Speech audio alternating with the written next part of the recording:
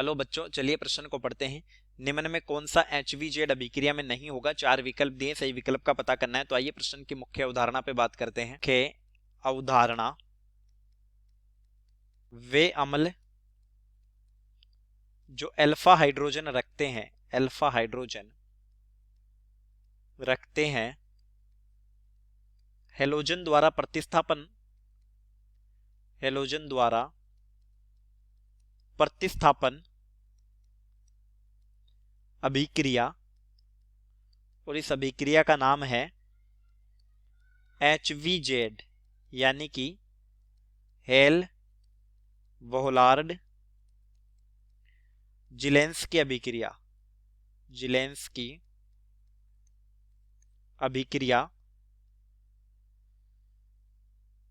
Halogen द्वारा प्रतिस्थापन अभिक्रिया देते हैं।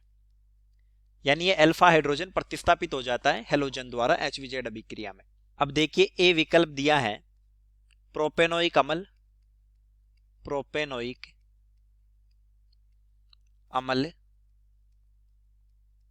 इसकी संरचना होती है CH3 CHH C द्विबंध O OH।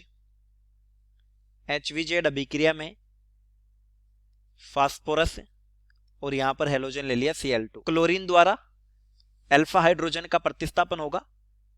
ये sp2 संकृत कार्बन है, कार्बोक्सिलिक कार्बन, इससे जुड़ा हुआ sp3 संकृत कार्बन अल्फा कार्बन होगा, और अल्फा कार्बन पर उपस्थित हाइड्रोजन अल्फा हाइड्रोजन होगा।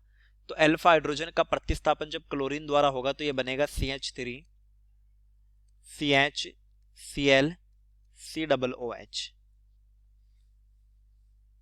तो प्रोपेनोइक अम्ल तो अल्फा हाइड्रोजन रखता है, यानी कि HVZ अभिक्रिया देगा। बी विकल्प है एथेनोइक अम्ल, यह है एथेनोइक है, एथेनोइक अम्ल, इसकी संरचना होती है CH3 C द्विबंध O OH। तो ये sp2 संकृत कार्बन, इससे जुड़ा sp3 संकृत कार्बन अल्फा कार्बन होगा। तो यहां पर अल्फा हाइड्रोजन उपस्थित है, और अल्फा हाइड्रोजन है तो ये भी क्या करेगा? HVZ अभिक्रिया देगा। सी विकल्प दिया है 2 मेथिल प्रोपेनोइक अम्ल,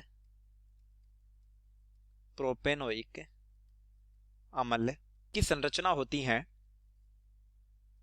CH3 C CH3 H C द्विबंध O OH। तो ये sp2 संकृत कार्बन है, इससे जुड़ा ये कार्बन अल्फा कार्बन है, इसका संकरण sp3 है। तो यहां पर एक अल्फा हाइड्रोजन उपस्थित है, तो ये भी फिर HVZ अभिक्रिया देगा। डी दिया है 2,2 डाइमेथिल, 2,2 डाइमेथिल प्रोपेनोइक अम्ल, प्रोपेनोइक अम्ल, इसकी संरचना होती है CH3 C CH3 CH3 C द्विबंध O OH। तो ये कार्बोक्सिलिक कार्बन sp2 संकरित है, इससे जुड़ा कार्बन संकरण sp3 है, तो ये अल्फा कार्बन है, लेकिन इस कार्बन पर हाइड्रोजन नहीं है, तो प्रतिस्थापन क्लोरीन द्वारा संभव नहीं होगा, यानी अल्फा हाइड्रोजन अनुपस्थित। अतः HVZ अभिक्रिया नहीं देगा, और हमसे यही पूछा था कि कौन सा अभिक्रिया नहीं देगा। तो डी हमारा सही विकल्प हो जाएगा, उत्तर डी। चलिए, उम्मीद करता हूं प्रश्न समझ आया होगा। धन्यवाद।